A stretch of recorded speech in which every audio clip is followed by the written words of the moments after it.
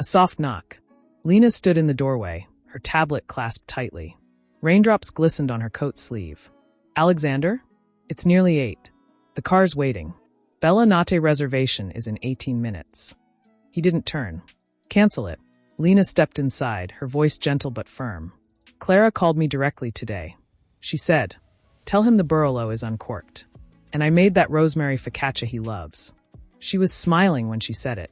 A pause. She hasn't smiled like that in weeks. Alexander's throat tightened. Rosemary focaccia.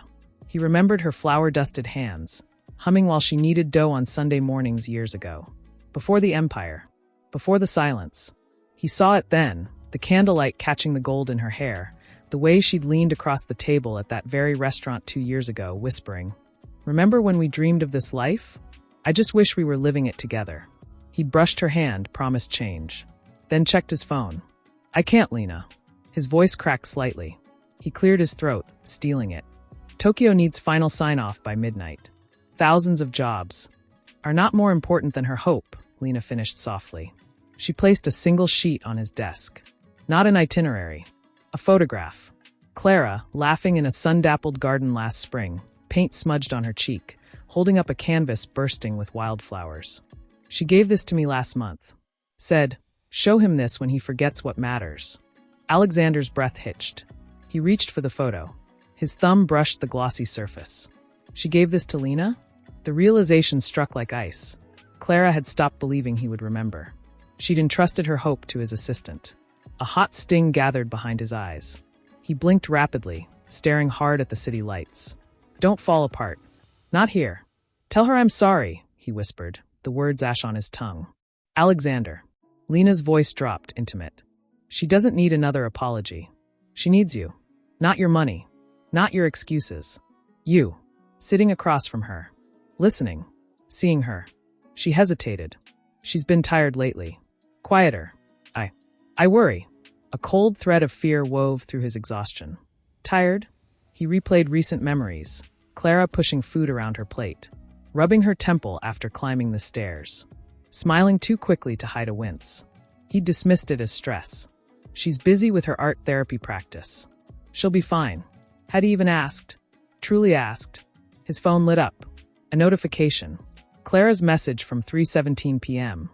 Painting the sunrise today. Made me think of Colorado. Remember how you carried me over that stream? My boots were soaked, and you laughed until you cried. I still have that photo on my desk. Redheart, hope your day holds a little light. Beneath it, the image. Vibrant gold bleeding into soft lavender. A single path winding through misty mountains. Their mountain. Their memory. Tears blurred the screen. He typed, fingers trembling. I remember every second. The way your hair smelled like pine. How you held my face when I slipped. I'm so sorry I'm not there tonight. He deleted it. Too raw. Too late. Typed again.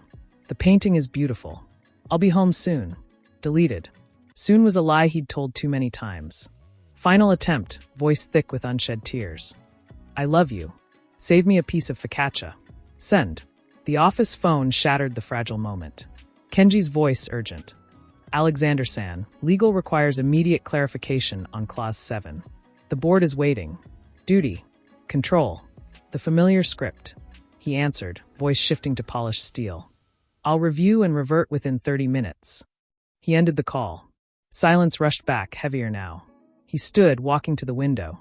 Rain streaked the glass like silent tears. In the reflection, he saw not a titan of industry, but a man hollowed by absence. The empire he'd sacrificed everything for felt like a gilded cage of his own making. What if I walk out right now? The thought terrified him. What would he say? How would he face the quiet hurt in her eyes, the hurt he put there? But beneath the fear, something fragile stirred.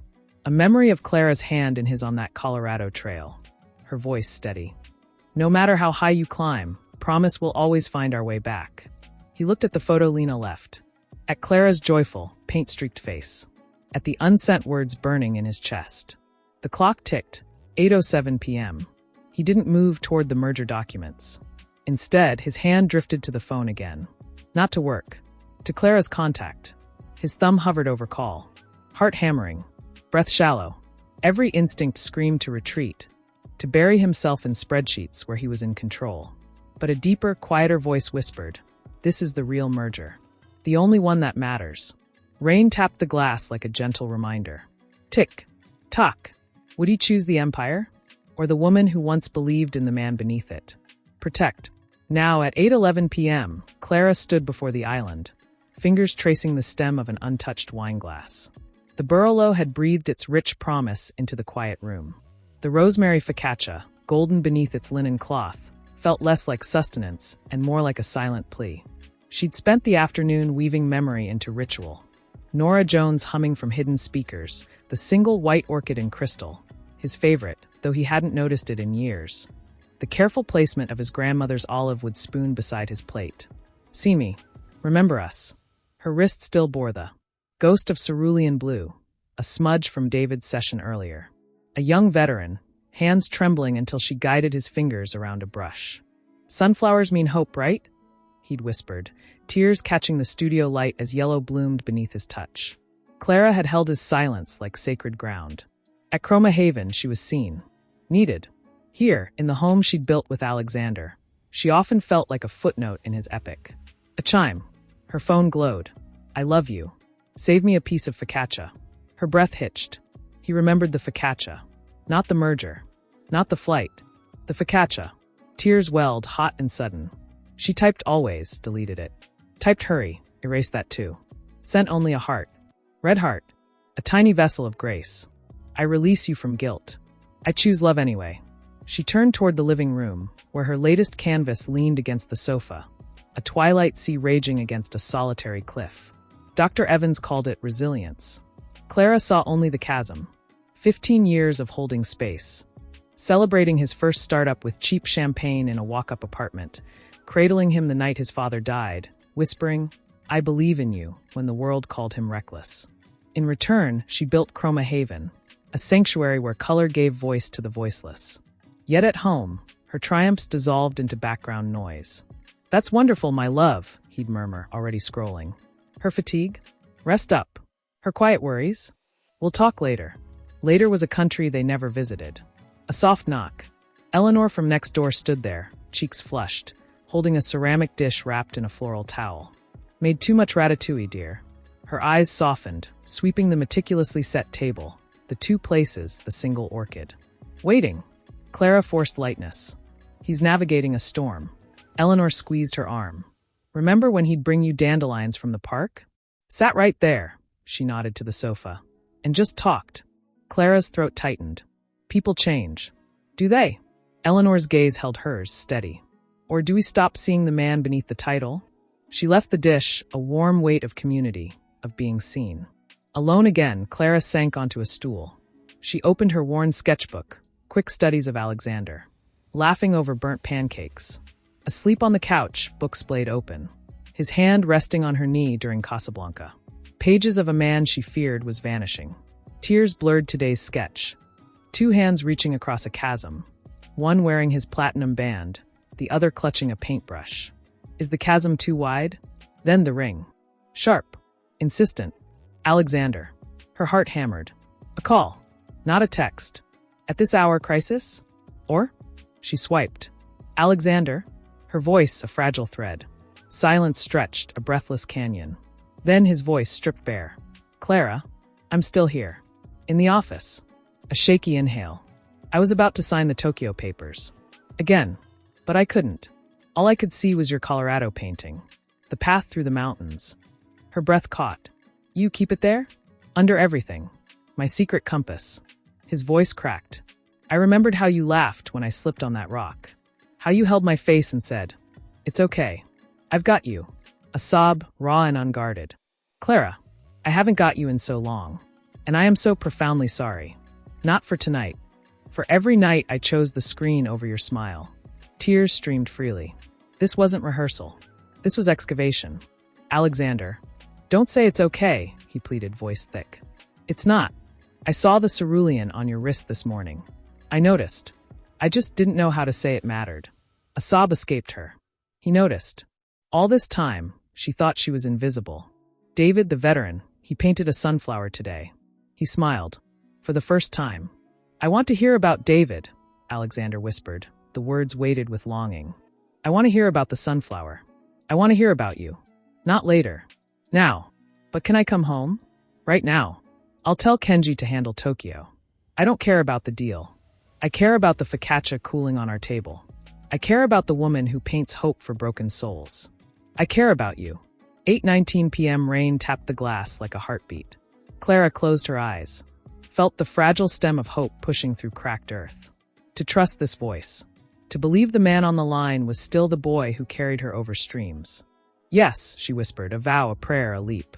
Come home, Alexander. She ended the call. Her hand trembled. She looked at the uncorked wine, the waiting meal, the stormy canvas. A fragile dawn warmed the edges of her fear. But beneath it, the shadow remained, tomorrow's appointment. The neurologist's calm voice. Let's discuss the MRI. The numbness in her fingertips she'd hidden all day. She hadn't told him. How could I add this to his weight? Yet as she touched the cool glass of wine, a new thought stirred, not of burden, but of partnership. What if I don't have to carry it alone? Outside, a car door closed. Footsteps on the stoop. Her pulse stilled. The key turned in the lock. Not later. Now. The door opened. Rain-damp hair. Suit jacket slung over his arm. Eyes red-rimmed, searching hers, not with apology but with presence. He didn't speak. Just crossed the room. And took her hands. His thumbs brushed the cerulean smudge on her wrist. I'm here, he breathed. And for the first time in years, Clara believed him. But as his gaze softened with love she hadn't seen in seasons, her own heart, Alexander, she whispered, fingers tightening around his. There's something. I need to ask. And I need you to hear me without defensiveness. He stilled, nodded slowly. Always. She swallowed the lump in her throat. Sofia Valente.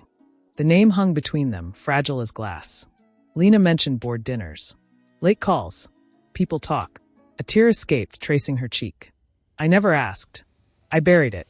But tonight, if we're truly starting over, I need to know.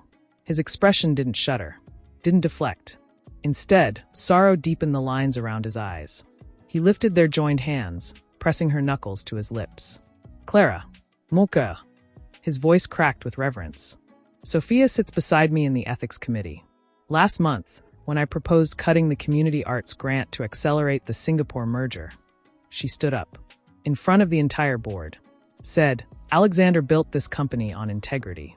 Don't let scale erase his soul. He let out a shaky breath. She quoted you. From that interview you did with the Chronicle 3 years ago about art healing fractured communities. She'd saved it. Clara's breath caught. She knew my words. 2 weeks ago, he continued, voice thickening, I confessed I'd missed your Chroma Haven gala. Again, she didn't offer empty comfort.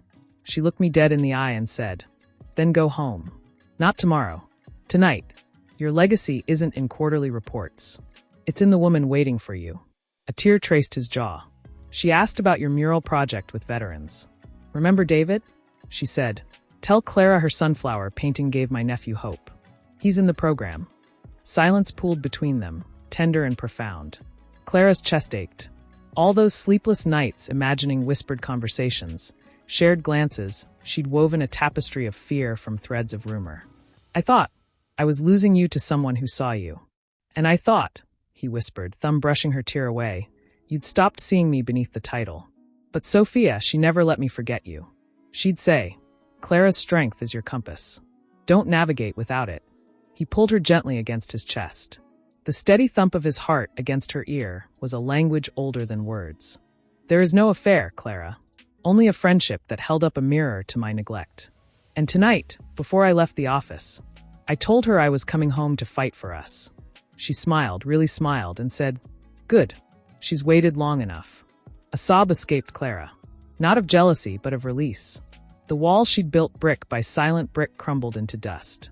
She buried her face in his rain-damp shirt, inhaling the familiar scent of sandalwood and home. I'm sorry I doubted us. No, he murmured into her hair. I'm sorry I gave you reason to. I let silence grow where I should have spoken.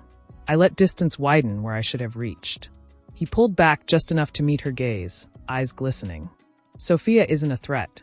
She's a reminder of the man you loved, the man I'm fighting to become again. For you. He turned, retrieved 2 wine glasses, poured the deep ruby Barolo, handed her one. Their fingers brushed, a spark of the old magic, tender and true. To truth, he said softly. To trust, she breathed back. They clinked glasses. The sound was a vow. But as Clara sipped the wine, her gaze drifted to the sketchbook left open on the counter. The drawing of two hands across a chasm. The chasm felt narrower now. Warmer. Yet beneath the fragile piece, the morning loomed. The neurologist's office. The MRI report tucked in her nightstand drawer. The numbness in her fingertips she'd hidden for weeks. How do I shatter this perfect moment? Alexander followed her gaze. His smile softened. You're carrying something, he said gently. Not an accusation. An invitation. You've carried it alone for too long. Let me carry it with you. Whatever it is. Her breath stalled. The words trembled on her lips, diagnosis, fear, uncertainty. But his eyes held no judgment, only unwavering presence. In that gaze, she saw the boy who carried her over the Colorado stream. The man who just chose her over an empire. She set her glass down, took both his hands again. The cerulean smudge on her wrist met the faint ink stain on his thumb. A silent dialogue of two souls finally speaking the same language. Tomorrow, she whispered, voice trembling with courage, I have an appointment. At 10 a.m. with Dr. Evans. She paused, searching his face for the flicker of retreat she'd braced for all these months. There was none. Only deepening focus. Only her. And I need you there. Not as the billionaire. Not as the husband who fixes things. Just as Alexander. Holding my hand. His throat worked. He didn't ask questions. Didn't promise solutions. He simply brought her hands to his lips, kissing each knuckle with a reverence that shattered her completely. I'll be there, he breathed. I'll be there at 9:45. I'll hold your hand through the waiting room. Through the words. Through whatever comes after. His voice dropped to a raw whisper. You are not alone in this. Not anymore. Nous sommes ensemble. We are together. The French phrase, their secret language since their first Paris trip, unlocked a dam inside her. Tears flowed freely now, but they were different. Not tears of loneliness, but of being seen. Truly seen. For the first time in years, the weight on her chest didn't feel like a burden. It felt like shared ground. Outside, the city lights glittered like scattered stars. Inside, two souls stood hand in hand in a kitchen filled with the scent of rosemary and hope. The focaccia waited. The wine breathed. The path ahead remained uncertain, shadowed by tomorrow's unknowns. But in this suspended moment, something unbreakable took root. A choice. To face the storm not as solitary figures, but as partners. To transform fear into faith. To believe that love isn't the absence of cracks, but the courage to mend them together. Clara leaned her forehead against his. Stay, she whispered. I'm not going anywhere, he vowed. And as the clock ticked toward midnight, the first fragile note of a new song began to hum between them. Not of perfection, but of presence. Not of the past, but of the path ahead. Step by step, hand in hand, ready for whatever dawn would, knuckles brushing her shoulder. A gesture so tender it stole her breath. After you, he murmured. She sat, fingers tracing the grain of the reclaimed oak table. The one they'd chosen together in a flea market in Lisbon, laughing as rain soaked their clothes. It has character, she'd said. Like us, he'd replied, kissing her temple. He poured the Barolo slowly, the deep crimson catching the candlelight. To second chances, he said, voice low. Clara's eyes shimmered. To showing up. Their glasses met with a soft chime. For a long moment, only the whisper of rain and Nora Jones' velvet voice filled the space between them. Then, Alexander did something he hadn't done in years. He pushed his plate aside, folded his hands, and looked directly into her eyes. Not past her. Not through her. At her. Tell me about David's sunflower, he said. The one that made him smile. Clara's breath caught. She described the trembling hands, the hesitant brushstrokes, the moment yellow bloomed across the canvas like dawn.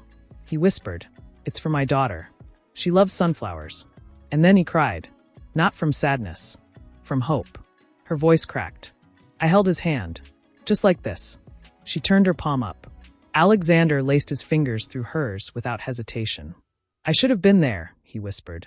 At the gala. When you unveiled the veterans exhibit. Lena showed me the photo later. You standing beside that mural, sunlight in your hair. You looked radiant. And I was in Tokyo, signing papers that felt meaningless the moment I put the pen down. Tears traced silent paths down Clara's cheeks. I kept the program. On my nightstand. I'd look at your empty chair in the photo and tell myself, he's building our future. but the future felt lonelier than the present. I know. His thumb stroked her knuckles. I confused providing for you with being with you. I thought love was a destination I'd reach after the next deal. But love isn't a summit, Clara. It's the path. And I've been walking it alone while you waited at the trailhead. His voice broke. I'm so sorry I made you wait. A sob escaped her. She reached across the table, her cerulean-stained wrist meeting his ink-smudged thumb. We both waited, she whispered. You in your office. Me in this kitchen. Thinking the other had moved on. No, he breathed. Never moved on. Just lost. Silence settled, not empty but full. Sacred. He tore a piece of focaccia, offered it to her. She took it. He ate the next piece slowly, savoring it. You still use Nana's rosemary, he said, wonder in his tone. From her garden in Sorrento. You remember. I remember everything. His gaze held hers. The way you hummed while kneading dough. How you'd steal bites of cheese when you thought I wasn't looking. How you'd wipe flour on my nose and laugh. A soft chuckle escaped him. God, I've missed your laugh. Clara's heart swelled. This wasn't performance. This was excavation. Every word, every glance, felt like a stone carefully lifted from a buried wellspring. She saw it then. The boy who'd carried her over the Colorado stream still lived beneath the Titan's armor. Waiting. Hoping. Choosing her. Alexander, she said softly. Tomorrow, when we sit with Dr. Evans. I need you to hear this without fixing it. Without strategizing. She swallowed hard. Whatever she says, I need to feel your hand in mine. Not your solutions. Just you. He didn't flinch. Didn't offer empty reassurance. He simply turned her hand over, pressed his lips to her palm. A vow sealed in breath and skin. I will be there, he said, voice thick with conviction. Not as the man who builds empires. As the man who fell in love with a woman who paints hope on broken walls. I will hold your hand. I will listen. I will be there. Fully. A fragile peace settled over them. They ate slowly, sharing stories like sacred offerings. The time he'd burned pancakes trying to surprise her, how she'd danced alone in this very kitchen to at last, after her first Cromahaven success. Laughter wove through tears. Memories became bridges. Later, as he cleared the plates, he paused by the window. Look, he whispered. Clara joined him. The rain had ceased. Above the sleeping city, a single star pierced the velvet sky. Venus, bright and steady. L'Etoile de Clara, he murmured, the French endearment from their early days trembling on his lips. My guiding star. I lost sight of you in the storm. But I see you now. I see you. She leaned into his side, his arms circling her waist, a shelter she hadn't felt in years. In that quiet embrace, the chasm didn't vanish. But a bridge began to form, plank by plank, breath by breath. Upstairs, as he tucked the duvet around her shoulders, he brushed a strand of hair from her forehead. Sleep, he whispered. I'll be right here when you wake. Clara closed her eyes, his presence a steady rhythm beside her. But in the quiet dark, the shadow stirred. What if the news shatters this fragile dawn? What if I become a burden? Her fingers found his in the darkness. He squeezed back, once, twice, a silent language older than fear. Je suis là, he breathed into the silence. I am here. And for the first time in 15 years, Clara believed it with her whole soul. Not because the path ahead was clear, but because she was no longer walking it alone. The city slept below. Tomorrow waited. But in this sacred space between midnight and dawn, two hearts beat as one. Tender, terrified, and fiercely downstairs, the living room held its breath. Rain had washed the city clean. Dawn bled faint rose at the horizon. Her fingers found the worn leather spine on the shelf, our story. Gold lettering faded soft with time. She hadn't opened it in 3 years. Too heavy. Too full of ghosts. She sank onto the sofa, album cradled like a child. First page, St. Bridget's Chapel. Sunlight haloing her veil. Alexander's hand trembling as he slid the ring onto her finger. His whisper preserved in memory. I will love you until my last breath. A tear splashed the glossy surface. Did you mean it? Do you still? Page after page unfolded like a whispered prayer. Paris. Laughing under a sudden downpour, sharing one umbrella, his coat draped over her shoulders. Lisbon. Dancing barefoot on cobblestones to a Fado singer's mournful song, his forehead pressed to hers. Colorado. Him carrying her over the stream, boots soaked, her laughter ringing through the pines. I've got you, he'd breathed. Always. Her thumb traced the photo of their Cromahaven opening night. Her in emerald silk, radiant. Him beside her, proud, present. He left early for a Tokyo call, she remembered bitterly. But then a detail surfaced. How he'd texted at 2 a.m. Saw the article. You were magnificent. I'm sorry I wasn't there to tell you in person. She deleted it. Buried the hope. May I? She startled. Alexander stood in the archway, bathed in hallway light. Hair tousled. Eyes soft with understanding. He held 2 steaming mugs. Chamomile. Her favorite. He'd remembered. He settled beside her, warmth radiating through the silence. His gaze fell to the Sorrento page.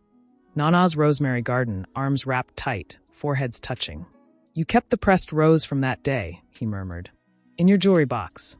I saw it once years ago. I didn't know what to say. Clara's breath hitched.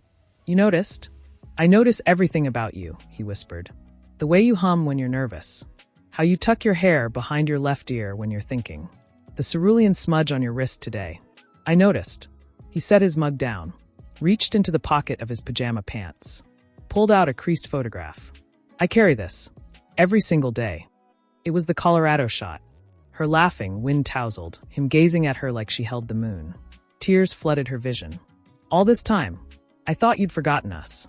And I thought you'd stopped believing in me, he said, voice cracking. He turned the album to a later page. Her painting the Chroma Haven mural, sunlight catching the gold in her hair. I framed this. Hung it in my office. Behind the desk. Lena knew.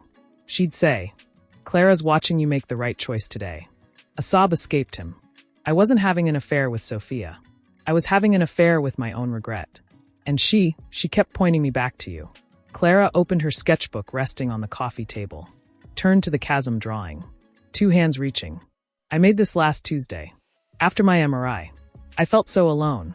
She looked at him raw. But tonight you crossed it. He took her hand. Pressed it over his heart. Steady. Strong.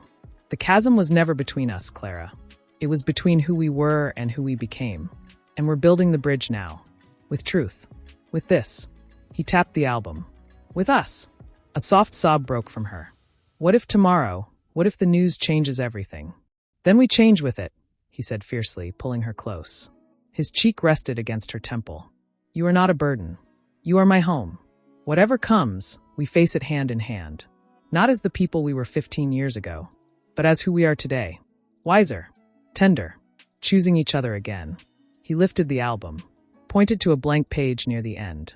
After tomorrow, we add a new photo here. Of us. Walking out of Dr. Evans' office. Heads high. Hearts full. He met her eyes, moonlight catching the tears on his cheeks. Je le jure. I swear it.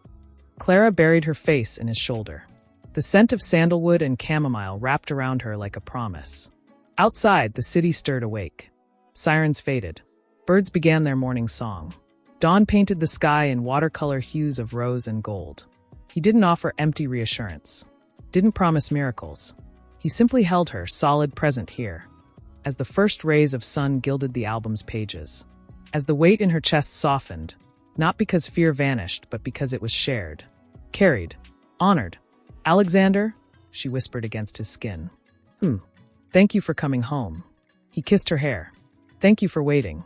In that quiet hour, surrounded by the echoes of their love and the fragile hope of tomorrow, 2 souls didn't just remember a promise. They rewrote it. Not in grand gestures, but in creased photographs. In shared silence. In the sacred space between a breath and a heartbeat. The clock ticked toward morning. The appointment awaited. But in this suspended dawn, love was no longer a memory. It was a choice. Made anew. His chest, the quiet rhythm of her breath, a melody he'd forgotten existed. He rose gently, tucking the cashmere throw around her shoulders. In the kitchen, he moved with deliberate quiet. Grinding beans, warming milk, placing 2 mugs on the counter. His phone buzzed once on the marble island. A single notification from Sophia. Thinking of you both today. Sending quiet strength. No reply needed. He stared at the words. Not a business query. Not a board update. Quiet strength. A memory surfaced, sharp and tender. 1 week ago. His office. Rain slashing the windows. Sophia stood by the door, briefcase in hand. You canceled the Singapore merger, she said, not a question. He hadn't looked up from his desk. It required sacrificing the community arts initiative Clara founded. Silence stretched. Then her voice, soft as dust motes in afternoon light. Do you remember why you started this company? He'd laughed, a hollow sound. To build something that lasts. No, she'd corrected gently. You told me over coffee 3 years ago. I want to create spaces where people feel seen. You quoted Clara. You carried her words like a compass. She'd stepped closer. When did you stop using it? He'd finally met her gaze. Saw not judgment, but sorrow. I'm so tired, Sophia. Then rest, she'd said. But don't confuse exhaustion with emptiness. You have everything the world wants, and you're starving for what only she provides. She'd placed a single sunflower seed on his desk, a tiny, defiant promise. Go home, before the silence between you becomes a language you no longer understand. Alexander blinked. A tear traced the line of his jaw. Starving. Yes, that was the truth he'd buried beneath board reports and billion-dollar deals.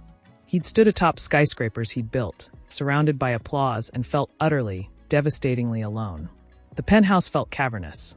The private jet, a gilded cage. He'd mistaken motion for purpose, noise for connection.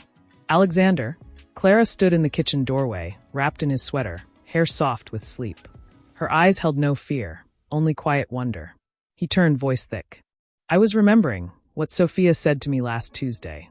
After I canceled the merger. He gestured to the phone. She sent this. Quiet strength. He swallowed hard. For 15 years, I thought legacy was a name on a building, a number in a portfolio.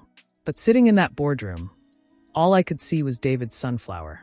Your hands guiding his. The hope you planted where others saw brokenness. His hands trembled as he lifted her mug. I had everything, and I was starving. For this. For you. Clara crossed the room. Didn't speak. Simply placed her palm over his heart. Felt its steady, vulnerable rhythm. I used to think love was a destination, he whispered, covering her hand with his. Something I'd earn after the next deal, the next acquisition. But love isn't a summit, Clara. It's the ground beneath your feet. And I've been walking on air for years, until last night. Until you let me hold your hand again. A sob escaped him. You are my legacy, not the empire. You. Tears welled in her eyes. You came home. I came home because I finally understood, he breathed, forehead resting against hers. A throne is just a lonely chair without someone to share the view. And I've been sitting in the dark, while you held the light. She cupped his face, thumbs brushing away tears. You're here now. Here, he vowed, voice cracking with conviction. Not physically. Here. In this kitchen.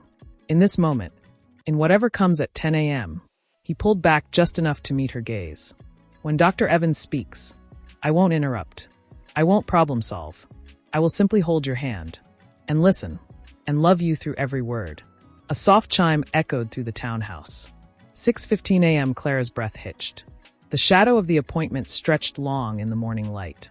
But as Alexander laced his fingers through hers, ink-stained thumb meeting cerulean-smudged wrist, a new truth settled between them. This wasn't fear. This was faith.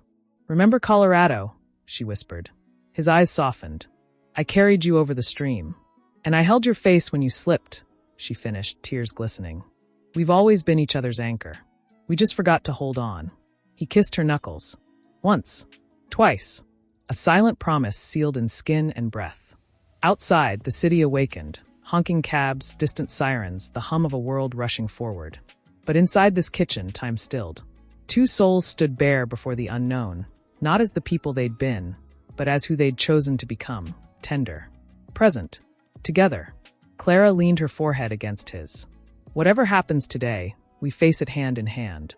Hand in hand, he echoed. And as dawn painted the skyline in hues of rose and gold, Alexander finally understood. The greatest empire wasn't built in boardrooms. It was built in quiet kitchens, in shared silence, in the sacred space between a breath and a heartbeat, in choosing again and again to come home. The clock ticked toward 7 a.m. The appointment awaited. But for the first time in 15 years, he wasn't afraid of the path ahead. He was walking it with her. And that was enough. More than enough. It escaped, not of sorrow, but of surrender. She turned his face gently toward hers. Her eyes held the quiet strength of ancient oaks, rooted, resilient, unbroken. Alexander, she began, voice steady as dawn. Before we step into that office today, I need to speak my truth. Not as your wife carrying a burden, but as your partner offering you my whole heart. She swallowed, her cerulean-stained fingers tightening around his. Dr. Evans called. Yesterday. After the MRI. A soft inhale. I have multiple sclerosis. Early stage. Relapsing remitting form. The world dissolved. The hum of the refrigerator vanished. The distant city sirens faded. Alexander's chest seized, a vice of ice and fire. His hands flew to her face, searching for cracks, for pain he'd missed. No. Clara, no. When? How long have you? 3 weeks, she whispered, tears glistening but chin high. I've carried it quietly. Not to hide from you, but because I needed to find my footing first. To know I was still me before I asked you to stand with me. Her palm pressed flat against his racing heart. Listen to me. Truly listen. This is not an ending. It is a redirection. A call to live with deeper intention. To cherish ordinary mornings like this one. She gestured to the sunlit kitchen. The half-finished mugs, the album still open on the counter, the rosemary focaccia waiting under its cloth. This is what matters. Not the diagnosis. Us. His breath shattered. Memories flooded him. Her wincing climbing the stairs last Tuesday. Rubbing her wrist after painting David's sunflower. Pushing food around her plate while smiling too brightly. He'd seen it. And buried it beneath merger reports and Tokyo time zones. Guilt rose like bile. I noticed the numbness in your fingers, he choked out, tears streaming freely. That morning you dropped the coffee mug. I saw you hide your hand. I told myself you were tired. I chose convenience over care. I failed you. You did not fail me, she said fiercely, cupping his jaw. Her thumbs brushed away his tears. You were lost. We were lost. But today we choose to be found. Her voice softened, trembling with love. I am still the woman who hums while kneading dough. Who believes sunflowers heal broken hearts. Who carries Colorado streams in her soul. This diagnosis walks with me. It does not define me. But I cannot walk it alone. I need my husband. Not the billionaire who fixes things. You. The man who held my hand crossing that stream. The man who just sat with me for hours remembering who we are. She leaned her forehead to his, breath mingling. Say it with me. Nous sommes ensemble. A sob tore from his chest, a raw, cleansing sound. He pulled her onto his lap, arms locking around her like a vow. Nous sommes ensemble, he breathed against her temple, the French words a sacred anchor. Always, through every scan, every symptom, every sunrise, I will learn the names of your medications. I will sit beside you during infusions. I will hold your hand when your fingers feel numb. I will see you, not the illness, but you every single day. His voice dropped to a whisper only love could craft. You are not a burden. You are my compass. My Clara. My home. She buried her face in his neck, shoulders shaking with quiet release. For 15 years, she'd carried the weight of being the strong one. Now, in the cradle of his arms, she let go. Not weakness. Trust. He lifted her chin. Look at me. His gaze held hers, no evasion, no panic. Only unwavering presence. This changes nothing about who you are. And everything about how I will love you. A tear traced his jaw. I spent years building empires to feel worthy. But worth was never in boardrooms. It was here. In this kitchen. In the woman who paints hope on broken walls. He kissed her forehead. Her cheek. The corner of her smiling, tear-streaked lips. Thank you, he whispered. For trusting me with your truth. For choosing me to walk beside you. Sunlight flooded the room, warming the worn oak table where their album lay open to Colorado. The city stirred beyond the glass, a world of noise and haste. But here, in this sacred space, time softened. Two souls stood bare before the unknown, not as victim and savior, but as partners. Equals. Clara smoothed his hair back, her smile tender. The appointment is still at 10. I know. We go together. Hand in hand. He stood, pulling her up with him. Their fingers laced, ink-stained thumb meeting cerulean-smudged wrist, a living bridge across the chasm. No grand gestures. No empty promises. Just this presence. Partnership. A love refined not in ease, but in truth. As he reached for her coat, his phone buzzed softly on the counter. A single text from Sophia. The board meeting is rescheduled. Your only appointment today is with courage. I'm proud of you. Alexander didn't reply. He simply slipped the phone into his pocket, his entire world narrowed to the woman beside him. Outside, a sparrow sang on the fire escape. Inside, two hearts beat as one. The path ahead remained uncertain, shadowed by medical terms, unknown tomorrows. But in this sunlit kitchen, love was not a memory. It was a choice, made anew, together. And as Clara squeezed his hand, whispering "Je t'aime," Alexander finally understood. The greatest legacy was never built in stone. It was built in moments like this. In truth. "Clara," he whispered, voice fracturing. 3 months ago, you dropped your favorite mug, the blue one from Lisbon. You stood there staring at the shards, and your hand, it trembled. I said, "Careful, love," and kept scrolling through emails. A sob caught in his throat. You whispered, "My fingers feel strange today." And I kissed your temple and said, "Rest up." I walked away. Clara's eyes widened. "You remember that?" "I remember everything I failed to see," he choked out, tears streaming freely. "Last month, you canceled your Chromahaven session. You never cancel. You sat on the stairs afterward, just breathing. I asked if you were tired. You said yes. And I accepted it. I accepted it because it was easier than looking closer." He gripped her hands, his knuckles white. "When you winced climbing into the car after David's sunflower unveiling.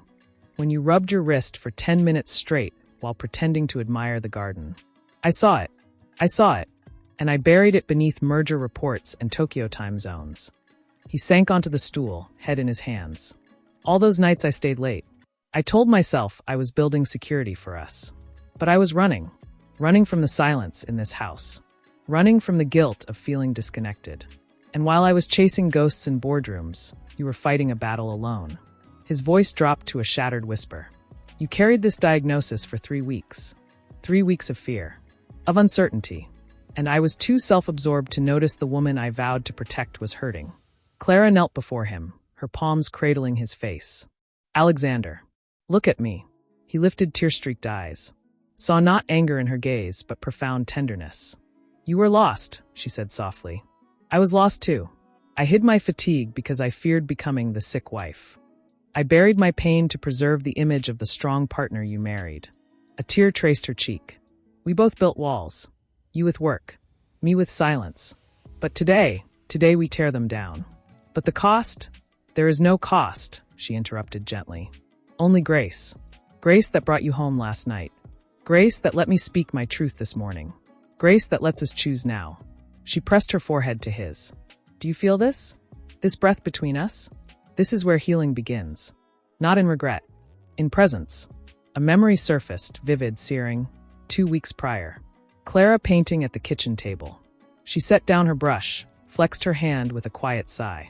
"Stiff again," she murmured. He'd been drafting an email to Sophia about ethics committee logistics. He glanced up, saw the faint tremor in her fingers, saw the shadow in her eyes, and typed back, "Long day. Rest well." He didn't ask, didn't hold her hand, didn't see the quiet plea beneath her smile. "I failed you," he breathed, shattered. "You see me now," Clara insisted, her voice firm with love.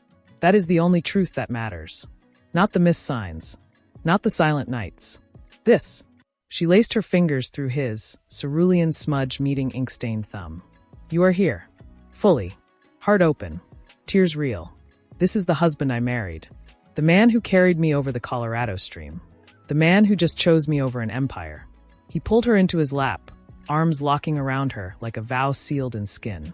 "I will spend every remaining day making up for those missed moments," he vowed, voice raw. "I will learn the language of your body. I will notice when your fingers stiffen. I will sit with you in silence without needing to fix it. I will see you, not the illness, not the wife, but Clara, in every breath, every glance, every ordinary miracle." She buried her face in his neck, her tears warm against his skin. "And I will let you see me," she whispered. "All of me. The strong parts. The scared parts. The parts that need you." A soft chime. 8:17 a.m. Alexander didn't move. He simply held her, breathing her in, sandalwood, chamomile, the faint scent of rosemary from last night's focaccia. In that embrace, regret didn't vanish. It transformed. It became fuel. A sacred promise etched into his soul. "Never again will I choose distraction over devotion." He lifted her chin. "When Dr. Evans speaks today, I will not look at my phone. I will not formulate solutions. I will hold your hand and listen with my whole heart. And after, we will sit in that park across the street. And I will ask you about David's next painting. About the sunflower seed Sophia left on my desk. About the dream you had last night." His thumb brushed her cheek. "I will choose you, Clara. in every ordinary moment, until my last breath. Clara's smile bloomed, slow, radiant, real. Then let's go meet our future. He stood, helping her up. As he reached for her coat, his phone glowed on the counter. A new message from Sophia. No need to reply. Just know, the man who chooses love over legacy is the one who builds the truest empire. I'm proud of you. Both of you. Alexander didn't pocket the phone. He placed it face down on the counter. His world had narrowed to one sacred truth, the woman beside him. Hand in hand, they stepped toward the door. The city awaited. The appointment loomed. But in the quiet space between their intertwined fingers, a new language was born. Not of regret, but of redemption. Not of fear, but of fierce, unwavering love. And as Clara squeezed his hand, whispering "Je t'aime," Alexander finally understood. The greatest strength wasn't in never falling. It was in kneeling together. And rising. Clara simply nodded, her trust a silent anchor. She settled on the entryway bench, folding her hands gently in her lap, a quiet witness to his transformation. Alexander stepped into the hallway's soft light, phone trembling in his palm. He dialed. 1 ring. 2. His breath hitched. Alexander. Sophia's voice was warm, unhurried. I was just drafting the board memo about your leave. He closed his eyes. You knew. I hoped, she corrected softly. How is she? Tears welled instantly. Brave. So brave. His voice cracked. She told me everything this morning. The diagnosis, the fear she carried alone. Sophia, I saw the signs. The dropped mug. The stiff fingers. I chose emails over her pain. How do I forgive myself? A gentle silence. Then, you don't forgive yourself. You honor her courage by showing up differently today. That is how redemption begins. Her voice softened. Do you remember what I told you last Tuesday? Family isn't a chapter in your story, it's the entire book. I remember every word. Good. A pause. He heard the faint rustle of paper, her turning a page. This morning, before sunrise, I reread Clara's Chroma Haven proposal. The one about art as medicine for veterans. I cried reading David's testimony. Her voice thickened. You built an empire, Alexander. But she built healing. Never confuse scale with significance. He pressed his forehead against the cool window pane, tears tracing silent paths. I was so lost, chasing validation in boardrooms while the woman who gave me purpose waited in silence. And now I choose her. Every second, every breath. He glanced at Clara through the glass door, her serene smile, the quiet strength in her posture. I'm stepping down from the ethics committee. Permanently. No, Sophia said firmly, yet tenderly. You're stepping into your purpose. There's a difference. She took a slow breath. Listen carefully. Your priority now is Clara. Not the merger. Not the legacy. Her. I will handle every detail with Kenji. I've already rescheduled the Singapore call. No explanations needed. No guilt permitted. Her voice dropped to a whisper thick with emotion. I support you as a professional, Alexander. But family? Family is non-negotiable. That isn't business advice. It's the truth I live by too. A sob escaped him. Why did you never let me drift further? Because I saw her in you, Sophia said, her own voice trembling. Every time you spoke of Colorado streams or rosemary focaccia, I saw the man she loved, and I refused to let the world erase him. A soft laugh, watery with tears. My nephew painted his second sunflower yesterday. He asked me to tell Clara, thank you for the light. Alexander turned, tears streaming freely. He mouthed the words to Clara. He painted another sunflower. Clara's hands flew to her mouth. A single tear fell. She nodded slowly, keep going. Sophia, Alexander whispered, voice raw with awe. The board. Chroma Haven's funding. Approved. Unanimously. This morning. Her words bloomed like dawn. I presented it myself. I told them Clara's work isn't a program. It's a promise. And promises matter more than profits. A gentle pause. Tell her, her art saved a boy who hadn't smiled in 2 years. She is the legacy. He covered the phone, breathless. They approved it, Clara. Full funding. Sophia presented it herself. Clara stood slowly, walking to him. She placed her palm over his heart, steady, warm, present. Alexander returned to the call, voice thick with reverence. She's right here, holding my heart together. I know, Sophia whispered, and I'm smiling through tears. Go be with your wife. Hold her hand in that waiting room. Listen without fixing. Love without conditions. Her voice softened to a sacred hush. Je suis fière de toi, mon ami. I am proud of you. Not for the empire you built, but for the man you're choosing to become. Thank you, he breathed. For seeing us. For guarding our truth. One last thing, Sophia added gently. When she's ready, I'd be honored to meet Clara. Not as a colleague, as a friend who believes in sunflowers. I'll tell her. He ended the call. The phone slipped from his fingers onto the bench. He turned to Clara, his entire world narrowing to the love in her eyes. She said family is non-negotiable, he murmured, forehead resting against hers. Clara's smile bloomed like sunrise. And she saw me. Not the diagnosis. Me. He cupped her face, thumbs brushing away her tears. You are seen, Clara. By her. By me. By everyone whose life you've touched with color and courage. His voice dropped to a vow. Today isn't about fear. It's about walking into that office hand in hand. Two souls choosing love over loneliness. Truth over silence. She laced her fingers through his, cerulean smudge meeting ink-stained thumb. Then let's go. As they stepped onto the sidewalk, the city hummed around them. But within their joined hands, a quiet revolution had taken root. Not in grand gestures, but in a phone call that honored boundaries. In words that lifted without possessing. In the profound truth that love isn't threatened by loyalty, it's magnified by it. A sparrow landed on the fire escape, singing. Clara squeezed his hand. She's right, you know. About what? Sunflowers. Clara's eyes shone with quiet fire. They always turned toward the light. And as they walked toward the waiting car, Alexander finally understood. Some bridges aren't built to cross chasms. They're built to bring light home. Hand in hand. Breath hitched when a siren wailed. He reached across the leather seat, palm open, waiting. Clara's gaze flickered to his hand. A heartbeat of silence. Then she shifted away, fingers tightening around her purse strap. I'm okay, she whispered, voice brittle as dried leaves. Alexander's chest constricted. There it is. Not anger. Not rejection. The ghost of 15 years of silence, the habit of carrying weight alone. He withdrew his hand slowly, honoring her space. I'm here, he said softly. However you need me. Silence stretched, thick with unshed tears. Clara stared at her reflection in the window, a ghost over skyscrapers. What if, her voice fractured, what if after today, you look at me and see fragility instead of me? What if I become the project you feel obligated to fix? A tear escaped, tracing her cheek. I spent 3 weeks hiding this because I was terrified of becoming the sick wife in your story. His heart shattered. He didn't reach for her. Didn't offer empty reassurance. He simply turned his body toward hers, voice raw with truth. Clara, look at me. He waited until her eyes met his, wide, vulnerable, so fiercely brave. Yesterday morning, you dropped your coffee mug. I saw your hand tremble. And instead of asking, are you okay? I said careful, love, and went back to my email. His voice cracked. That is who I was. But this man sitting beside you? He sees the cerulean smudge on your wrist and remembers David's sunflower. He sees the way you hum when you're nervous and thinks she's still here. She's still mine. This diagnosis doesn't rewrite your story. It adds a chapter.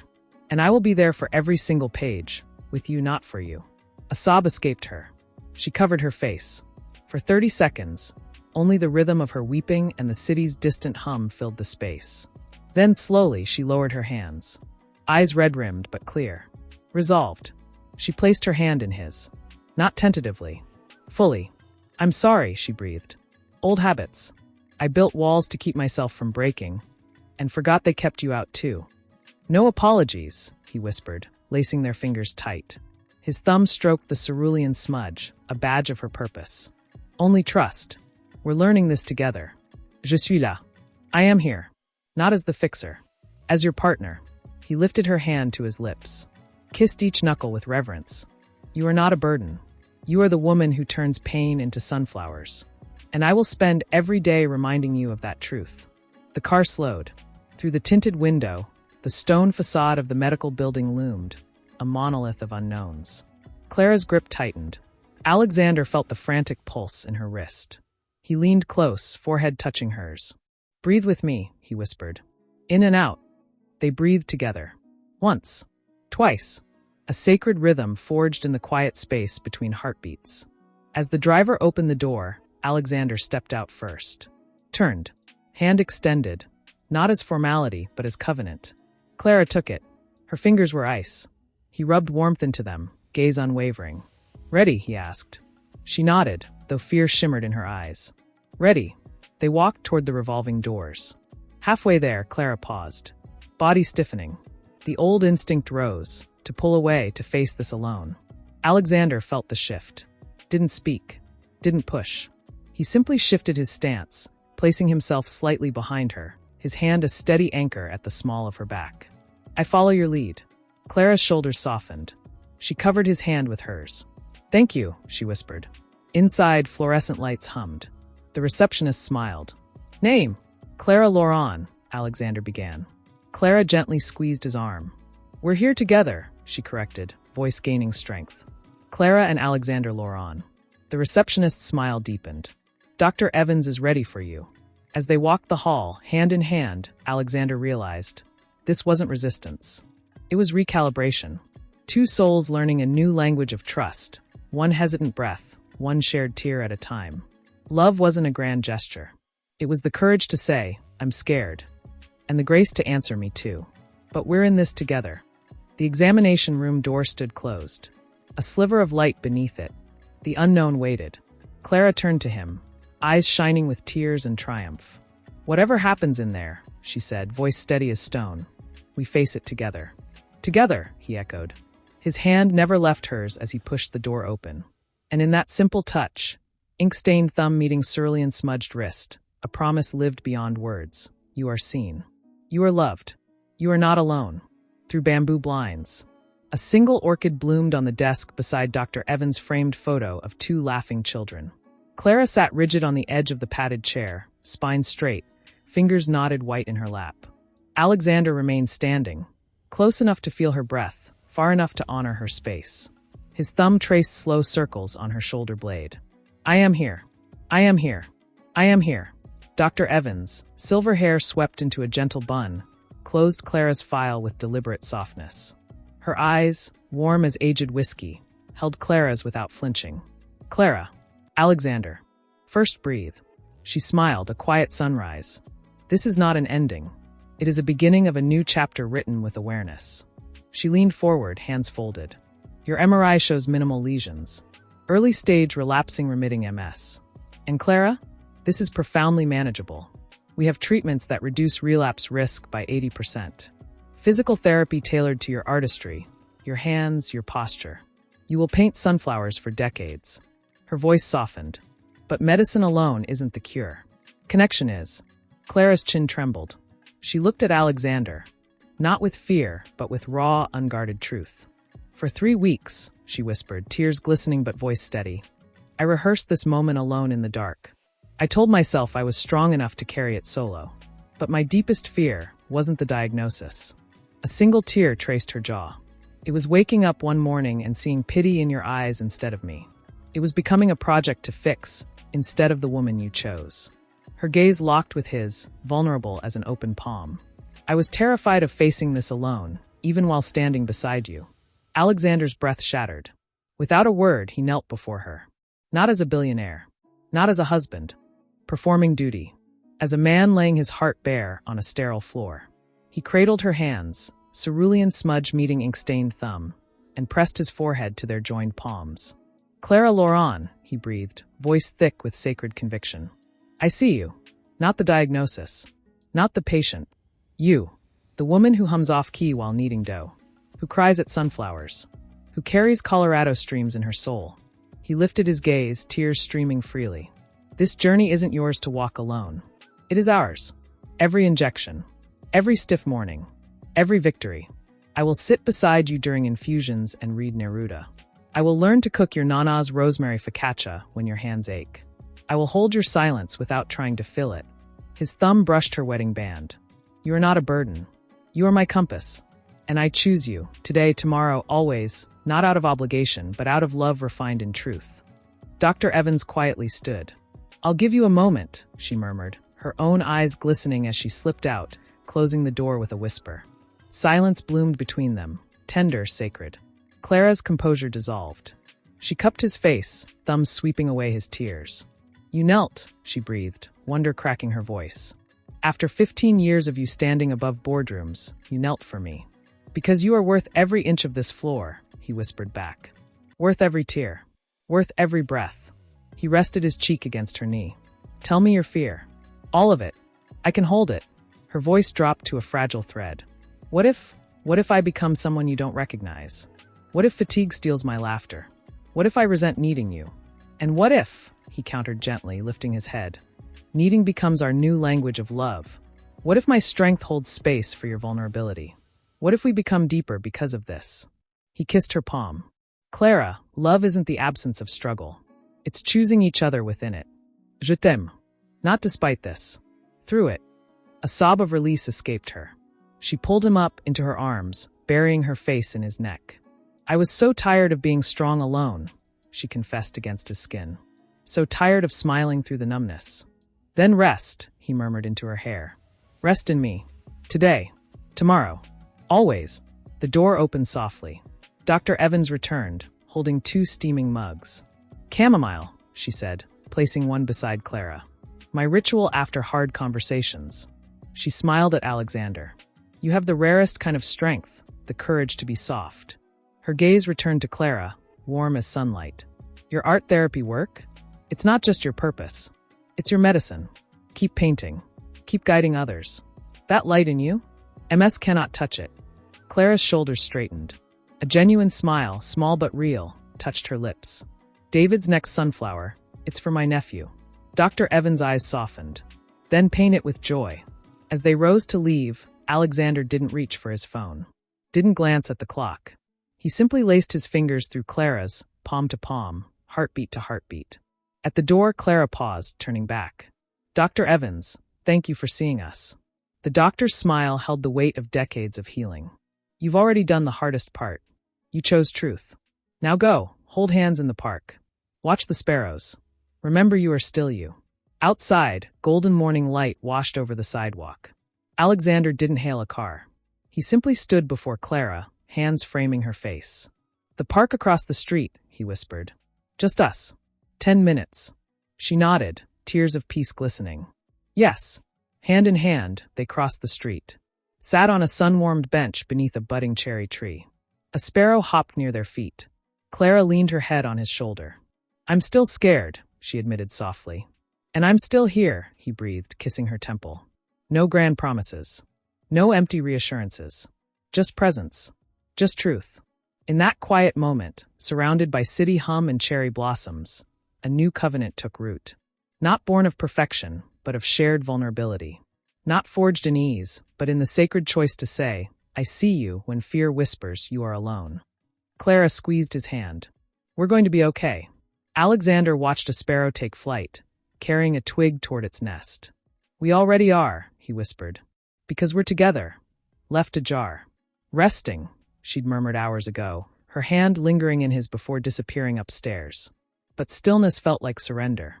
He needed to do something. To understand. Sunlight caught dust motes dancing above her easel, a half-finished canvas of 2 hands. One ink-stained, one cerulean smudged, weaving a thread of gold between them. Us, he realized, heart swelling. Then he saw it, tucked beside a jar of dried rosemary sprigs. A leather journal, spine softened by years, a faded violet ribbon marking a page. Her diary, the one she'd carried through their Lisbon honeymoon. He hadn't seen it in a decade. His breath stilled. Is this mine to open? But Clara's voice echoed from the park. I was tired of being strong alone. This was her truth. He needed to listen. With trembling hands, he sank into her worn velvet chair. Opened to the ribbon.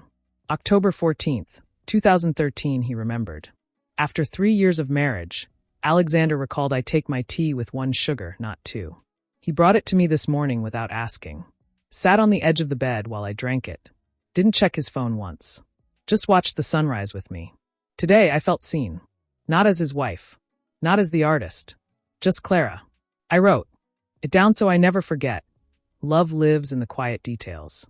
A tear splashed the page. He remembered the sugar. He'd forgotten he'd ever known. February 2nd, 2016, David's school play.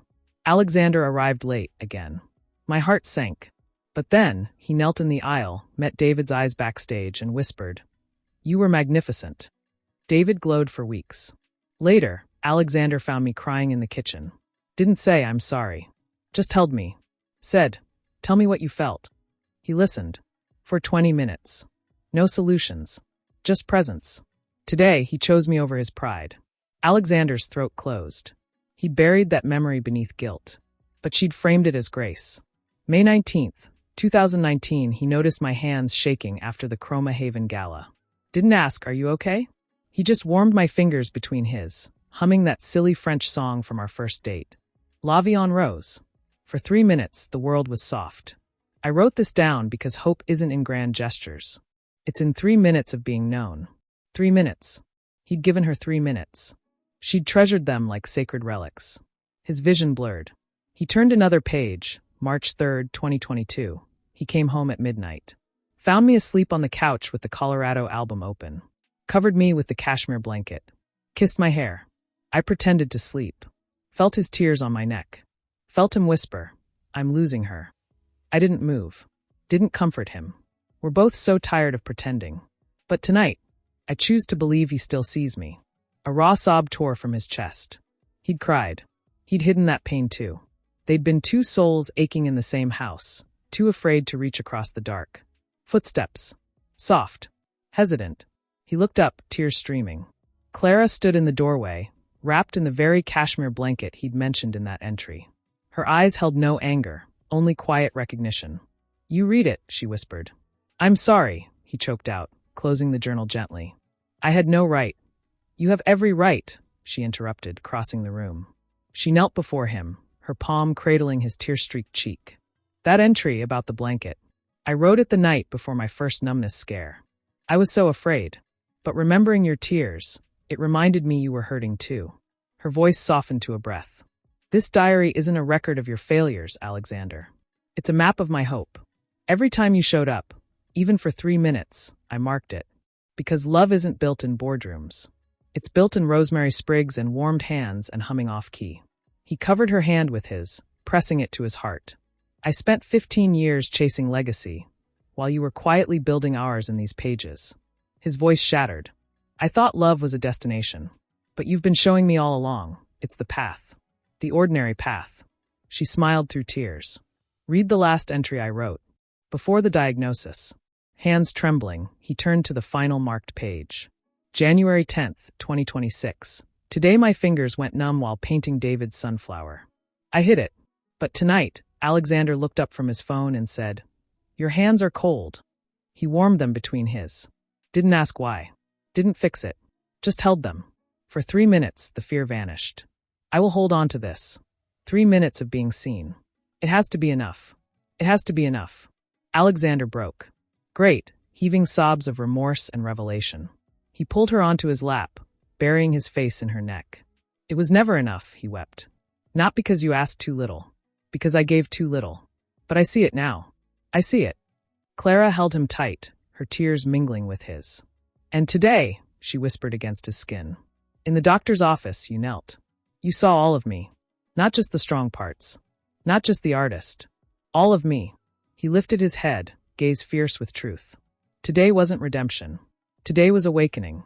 And tomorrow I will ask, how do your hands feel? Before I ask about the weather. I will sit with you while you paint and listen to the silence between brushstrokes. I will choose 3 minutes of presence over 3 hours of distraction. His thumb brushed her wedding band. Teach me. Every day. Show me how to love you in the ordinary. She kissed his tears away. Start now. Just hold me. He did. Rocking gently in the fading light, surrounded by canvases of sunflowers and streams and hope. The diary lay open between them, not as an indictment, but as a compass.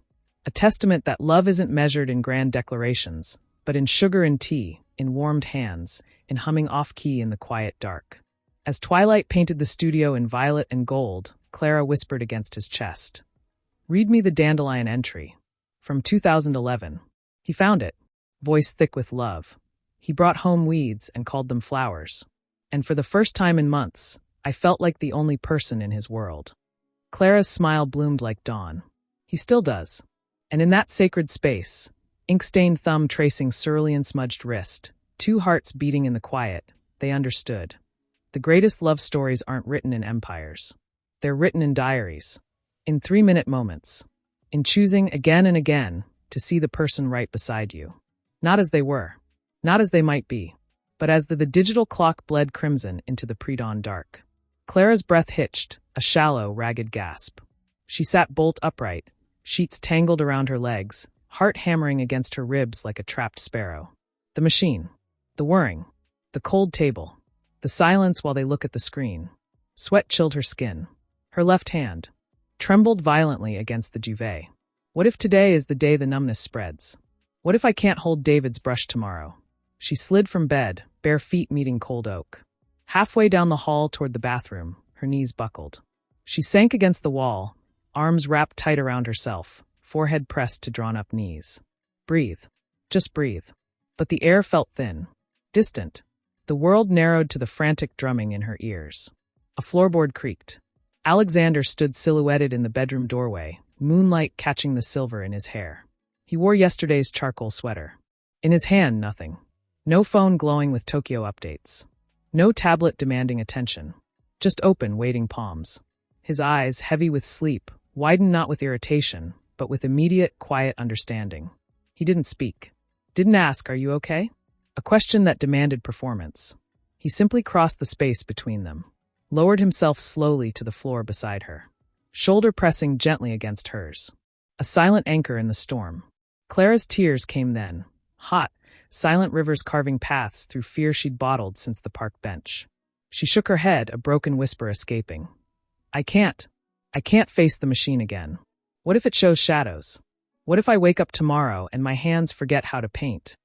I know, he murmured, voice soft as dust motes in morning light. No platitudes. No, you're strong. Just 2 words holding the entire weight of her terror. Slowly, deliberately, he lifted his right hand. Palm up. An invitation. Not a demand. Clara stared at it. The ink-stained thumb from signing documents she once resented, the faint scar on his index finger from the kitchen knife he'd cut while attempting her birthday dinner years ago. He tried. He always tried. For 15 years, this hand built empires. For too many nights, it reached for a screen instead of her. Now it lay open, vulnerable, present. Her trembling fingers reached for his. The moment skin met skin, time stilled. His fingers closed around hers, not tightly, not possessively, but with a tenderness that shattered her. He laced their fingers together, thumb stroking the cerulean smudge on her wrist. His gaze held hers, unwavering. In his eyes, no pity, no panic, only a quiet, bedrock certainty. I am here. I am not leaving.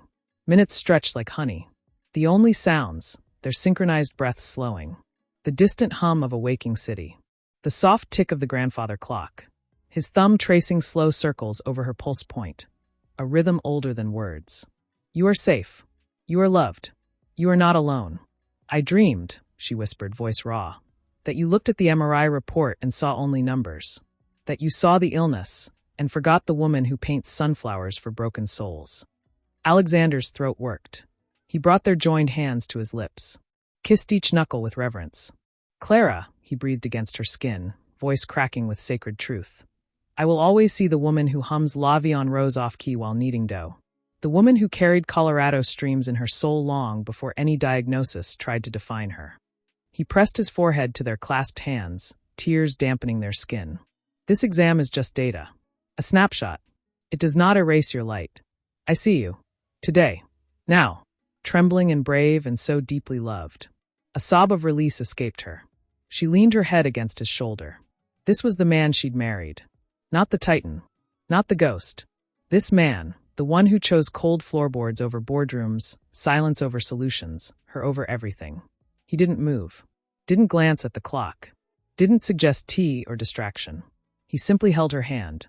Fully. Completely. His entire world narrowed to the space between their intertwined fingers. In that sacred silence, love wasn't a grand gesture. It was the steady pressure of his grip, the warmth radiating from his skin, the quiet certainty that he would sit on this floor until dawn broke or her fear passed, whichever came first. Slowly, Clara's breathing deepened. The frantic hammering in her chest softened to a resilient rhythm. The panic receded, not because fear vanished, but because it was shared, carried, honored. She turned her head, resting her cheek against his shoulder. Thank you, she whispered. For what? For seeing me. not the diagnosis. For staying. For not trying to fix the unfixable. He kissed her hair. There is nowhere else I would rather be. Sunlight bled through the hallway window, gilding dust motes dancing around them. At 6:14 a.m., he finally stirred. Chamomile, he asked softly. And watched the sunrise from the kitchen window? Like Lisbon. After the rain. Clara nodded, a genuine smile touching her lips. Yes. He helped her stand, hand never leaving hers.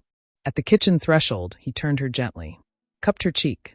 Thumb brushing away a lingering tear. Whatever happens today, he vowed, voice low and steady as bedrock, eyes holding hers with unwavering conviction. We face it together. Not as patient and caregiver. As partners. As Clara and Alexander. Je suis là. I am here. Now. Always. Clara covered his hand with her own. I know. And she did. Not because the path ahead was clear, but because his hand in hers was a living promise. A bridge built not in grand declarations, but in pre-dawn silence. An ink-stained thumb meeting cerulean smudged wrist. In choosing again and again to stay. As he filled the kettle, their fingers remained linked. A quiet revolution forged in vulnerability. Outside the city. Stirred. But inside their kitchen, a new dawn had already broken. Not in the absence of fear, but in the courage to hold hands within it. Swallowed. Eyes fixed on the horizon where the Chrysler building pierced the rose-gold sky. I sat on the floor for an hour after. Paint splattered my jeans. I remember thinking, he has the Tokyo merger deadline tomorrow. Lena said he hasn't slept. Alexander's breath stilled. He didn't move. Didn't speak. Just held her hand tighter. I folded the lab report into my sketchbook, she continued, tears glistening but voice steady. Tucked it between the Colorado Stream drawing and the one of you sleeping on the couch with Casablanca playing. I told myself, I'll tell him after the board vote. After Singapore closes. When he's not so tired. A fragile laugh escaped her. I was protecting you, or so I told myself. But the truth. Her gaze finally met his, raw, unguarded. I was protecting me. Afraid that if I showed you my fear, you'd see me as fragile. As another problem to solve between conference calls. I didn't want to be the wife who distracted the Titan. Silence pooled between them, thick with the weight of 15 years. Alexander's throat tightened. Memories flooded him, her quiet goodnight as he scrolled emails in bed. Her hesitant, "How was your day?" met with his distracted busy. The way she'd stopped sharing Chroma Haven victories after he'd glanced at his watch during her story about David's first sunflower. He'd built an empire on presence of mind, and failed to be present for the woman who held his heart. Clara, he breathed, voice cracking like dry earth. He turned fully toward her, cradling both her hands in his. Do you know what I was doing that Tuesday? While you sat on that floor with paint on your jeans. He closed his eyes, tears escaping. I was in my office, staring at your Colorado painting on my desk. Texting Lena. Make sure Clara eats dinner. She forgets when she's stressed. I thought I was caring, but I was outsourcing my love. Hiding behind gestures while you carried this alone. His thumb stroked her knuckles, cerulean smudge, trembling fingers, sacred truth. You weren't protecting me. I made you feel you had to. My silence taught you yours. And for that, I carry a grief deeper than any merger loss. Clara's tears fell freely. I should have trusted you. And I should have created a home where trust felt safe, he countered gently. He lifted her hands to his lips, kissing each finger with reverence. No more after the deal. No more when things settle. This is what matters. You are what matters. Not the empire. Not the legacy. You. He reached into his pocket. Not for his phone. For a folded slip of paper, softened at the edges. He smoothed it on the table between them. A handwritten note dated 2 weeks ago. Clara's hands trembled today. She hid it. I saw. I said nothing. I am failing her. Clara's breath caught. You wrote this? Every night for 3 weeks, he whispered, voice thick with emotion. I noticed the stiffness. The quiet whence climbing stairs. I wrote it down and buried it beneath board reports. I was drowning in guilt but too proud to say, I see you hurting. He covered the note with his palm. We both built walls. You with silence. Me with distraction. But today we tear them down. He met her eyes unwavering. From this moment, if your fingers go numb, you say my hands feel strange. If fear wakes you at dawn, you wake me. No protecting. No performing. Just truth. His voice dropped to a sacred vow. And I promise, I will meet your truth with presence. Not solutions. Not silence. Presence. I will hold your hand while you cry. I will sit with you in the quiet. I will choose you over every deadline, every call, every ghost of who I thought I needed to be. Clara's hand flew to her mouth. Through tears, a smile bloomed, tender, real, free. You kept this note. I kept you, he corrected softly. Even when I didn't know how. Outside, a sparrow landed on the fire escape, chirping as it wove twigs into a nest. Clara watched it, her shoulder pressing gently against his. It's rebuilding, she murmured. So are we, he breathed. He didn't reach for his phone. Didn't glance at the clock. He simply laced his fingers through hers, palm to palm, heartbeat to heartbeat. In that quiet kitchen, surrounded by the scent of chamomile and rosemary, two souls finally understood. Love isn't the absence of brokenness. It's the courage to say, I was afraid. And hear me too. But we're here now. Clara leaned her head on his shoulder, her voice a whisper of dawn. I love you. Not the Titan. Not the ghost. You. Right here. Right now. Alexander kissed her temple, tears warm against her skin. And I love you. Not the strong wife. Not the patient. Clara. The woman who paints sunflowers for broken souls. The woman who carries Colorado streams in her heart. You. Sunlight flooded the room, gilding the dust motes dancing around them. The city stirred below, a world of noise and haste. But here, in this sacred space, time softened. Two hands remained clasped. Two hearts beat as one. Not because the path ahead was clear, but because they had chosen, finally and fiercely, to walk it together. Truth by truth, breath by breath, hand in hand. And as Clara squeezed his fingers, whispering, Je t'aime, Alexander knew. This was the legacy that would outlast empires. This quiet courage. This ordinary, extraordinary love. Sunlight gilded the steam rising from their mugs as Alexander set his phone face down on the oak table. A silent burial of the old life. He reached for Clara's hands, his gaze unwavering. No more promises whispered into the dark, he said, voice thick with resolve. Today we build sacred hours. Not for the board. For us. And I need you to design them with me. Clara's breath hitched. What if I ask for too much? Nothing you ask is too much, he vowed, thumb stroking her cerulean-smudged wrist. Tell me where your heart has felt most alone. I will meet you there. She closed her eyes. Tears slipped free. Breakfast. Every morning. Not rushed. Not with your phone buzzing between the toast. Her voice trembled. Just us. Like this. Alexander nodded slowly. He turned the phone over. Opened his calendar. Scrolled to 7 a.m. Tokyo strategy call. His finger hovered. Clara watched, heart pounding, a lifetime of waiting in that silence. He pressed delete. A soft chime. The red block vanished. 7 to 8 a.m., he said, voice cracking with emotion. Sacred. Coffee. No screens. Just your laugh, the way you hum while stirring honey, the way your eyes crinkle when you tease me about burning toast. He typed slowly, deliberately. Clara time non-negotiable. Clara's tears fell freely. Dinner, she whispered. Not at midnight after you've collapsed from exhaustion. Together. At the table. Like we used to. He found the 8:30 p.m. board dinner. Deleted it. Then the next nights. And the next. Typed. Home with Clara, lights, laughter, love. Every night, he vowed. No exceptions. If I'm traveling, we video call at 7:55 p.m. sharp. I will eat hotel room service while you show me David's latest sunflower. I will be there. Clara's hand flew to her mouth. The 3 p.m. slot, the one labeled Ethics Committee, Sophia. Alexander met her gaze, tender understanding in his eyes. She already knows. He showed her the text he'd sent earlier. Establishing sacred family hours. Thank you for guarding our truth. Sophia's reply glowed on screen. Tell Clara her sunflower gave my nephew courage today. Honor your home. He deleted the slot. Added. Call Clara, rain or shine. Clara's shoulders softened. A fragile hope bloomed in her chest. N. Sundays. Alexander's eyes shimmered. He typed with reverent slowness. Sundays, no work. Only us. Walk in Central Park, paint together at the studio, reread the Colorado album.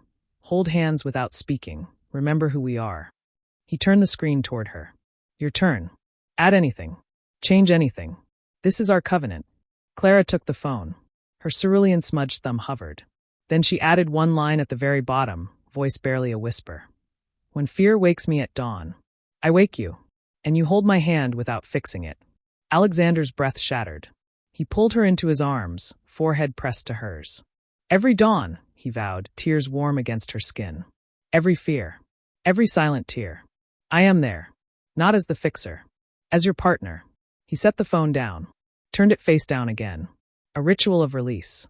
Then he laced his fingers through hers, ink-stained thumb meeting cerulean-smudged wrist, and pressed their joined hands over his heart. This isn't a schedule, Clara. It's a promise written in time. A daily choosing of you. Over legacy. Over empire. Over every ghost of who I thought I needed to be. Outside, the city roared, honking cabs, distant sirens, the relentless pulse of ambition. But inside their kitchen, a profound quiet settled. Clara looked at the deleted slots, the newly carved sacred spaces, the words non-negotiable glowing in her memory. For 15 years, she'd built walls to protect her heart. Now, brick by brick, they were becoming a bridge. And if I falter, she whispered, the old fear surfacing. If I retreat into silence again? You won't, he said firmly, cupping her face. Because I will notice the moment your fingers stiffen. I will see the shadow in your eyes. And I will reach for your hand and say, tell me what you feel. And if I falter, you will remind me, gently, firmly, this is not a solo journey. It is a dance. We lead together. He kissed her forehead, her cheek, the corner of her smiling, tear-streaked lips. Today we begin, not with perfection, with presence, with 3 minutes of warmed hands, with humming La Vie en Rose off-key, with choosing each other again and again. Clara's smile bloomed like sunrise. She squeezed his hand. Then let's begin.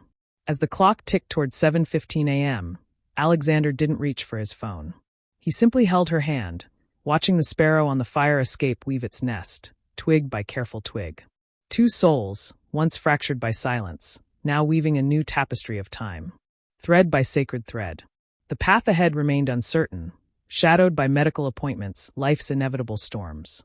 But in this sunlit kitchen, love was no longer a memory. It was a choice, made anew, together. And as Clara leaned her head on his shoulder, whispering, Je t'aime, Alexander knew with bone-deep certainty, the greatest legacy was never built in boardrooms. It was built in sacred hours. In ordinary moments.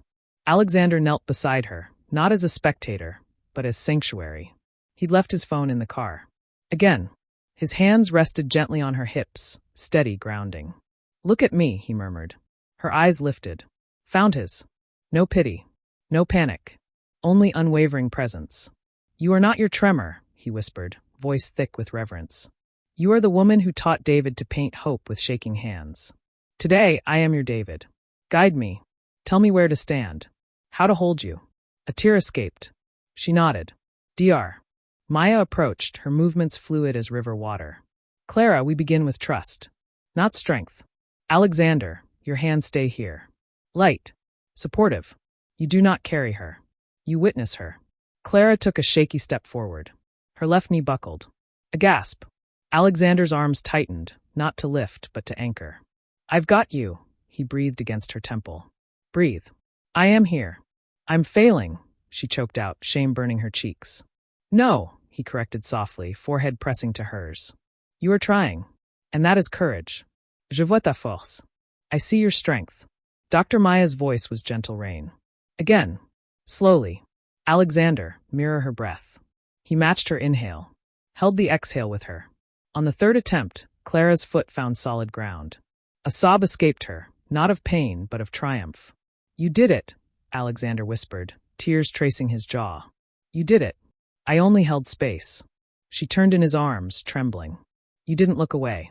You didn't flinch when my knee gave way. You just stayed. Always, he vowed, thumbs brushing her tears. I will stay through every stumble, every victory, every silent tear at 3 a.m.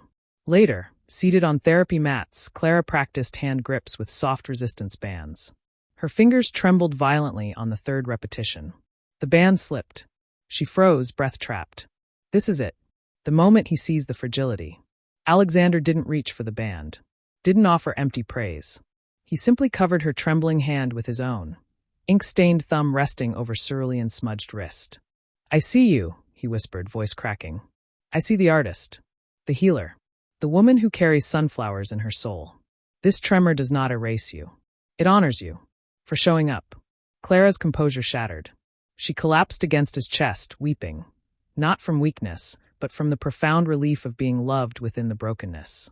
For 15 years, she sobbed into his shoulder. I thought love meant never needing help. But this is love. You holding me while I shake. Not fixing. Just being. And I thought love meant providing security, he confessed, holding her tighter, voice raw. But security isn't in bank accounts. It's in this. In choosing to kneel on a therapy mat while the world waits. In seeing your tears and calling them sacred. He kissed her hair. You are teaching me how to love, Clara. Truly love. Dr. Maya quietly placed a small clay pot between them. A single sunflower seedling, leaves unfurling toward the light. For your studio window, she said, eyes glistening. Water it together. Watch it grow. Like your courage. In the hushed quiet that followed, Clara lifted her face. Smudged cheeks. Red-rimmed eyes. A smile bloomed, fragile, radiant, real. Tomorrow, she whispered. Will you come again? Alexander cupped her face, thumbs tracing her smile. Every session. Every sunrise. Every tremor. I will be here. Not because I have to. Because my soul finds its home in yours. He pressed his forehead to hers. You are not walking this path alone. We are walking it together. Hand in hand. Breath by breath. As they stepped into the hallway, Clara paused. Turned to him. Sing it, she whispered. The song. Off key. A choked laugh escaped him. He began softly, voice trembling with love. Des que font baser les means. Un rire qui se perd sur sa bouche, la vie en rose. Clara closed her eyes, leaning into his shoulder as he sang, slightly off key, utterly perfect. Tears streamed down her face. Not tears of sorrow. Tears of homecoming. Outside, the city roared. But in that hallway, time stilled. Two souls stood wrapped in a melody older than fear. The sunflower seedling cradled between them, a promise of growth. Of light. Of roots deepening in shared soil. Clara squeezed his hand. We're healing. Alexander kissed her knuckles, his gaze holding hers with unshakable truth. We already are. And as they walked toward the elevator, hands laced, hearts synchronized, the world softened around them. Not because the journey was easy, but because they were no longer walking it alone. Every tremor honored. Every breath shared. Every ordinary moment transformed into sacred ground. Hand in hand. Heart to heart. Behind her, hands resting lightly on her shoulders, not possessive but present. He'd watched her for 20 minutes, mixing cadmium yellow with trembling hands, humming La Vie en Rose, adding a single brushstroke to David's sunflower. She is already healing others while healing herself. He turned her gently to face him. His eyes held no agenda, only quiet fire. Clara, look at me. She set down her brush. Saw it then, the resolve in his gaze, the vulnerability beneath. This morning, he began, voice low and steady, when Dr. Maya gave us that seedling. I felt a truth so clear it stole my breath. He took her hands, ink-stained thumb cradling her cerulean-smudged wrist. We've been given a seed. Not just for us. For every family sitting in a sterile waiting room right now. For every wife hiding her diagnosis to protect her husband. For every husband scrolling through emails to avoid the silence. His voice cracked. No one should walk this path alone. Clara's breath hitched. Alexander, hear me, he whispered, tears glistening. What if we build a bridge? Not my foundation. Ours. The sunflower path. A sanctuary where art meets healing. Where a veteran's trembling hands find purpose in a brushstroke. Where a child paints her fear of needles, and we hang her sunflower on the wall. He squeezed her hands. I provide the structure. The resources. But you provide. The soul. You design the studios. You teach us how to hold space for silent tears. This isn't about your diagnosis. It's about your light, the very light that guided David, that guides me.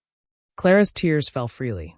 She looked down at her hands, the same hands that had shaken on the therapy mat hours ago.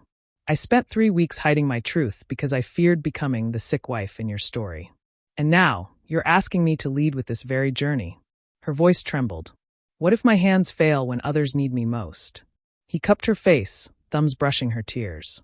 Strength isn't the absence of tremors, mon cœur, he breathed. Strength is showing up anyway. You taught me that today. When you took that step. When you let me see your tears. That is the courage we offer others. Not perfection. Presence. His gaze held hers, unwavering. You won't carry this alone. I handle logistics. You hold the heart. We lead together, hand in hand, just like on that mat. A sob escaped her. She covered his hands with hers. David's nephew. Sophia said he hasn't smiled in 2 years. Her eyes lit with fragile purpose. What if we start there? A studio just for children, where they paint their fears, and we call every finished canvas a sunflower for courage? Yes, he whispered, voice thick with awe. And we named the first studio after Nana's rosemary garden, the place where you taught me love lives in ordinary moments. Clara's smile bloomed like dawn. She reached for the sunflower seedling, cradling it between their joined palms. But only if you promise me one thing. Anything.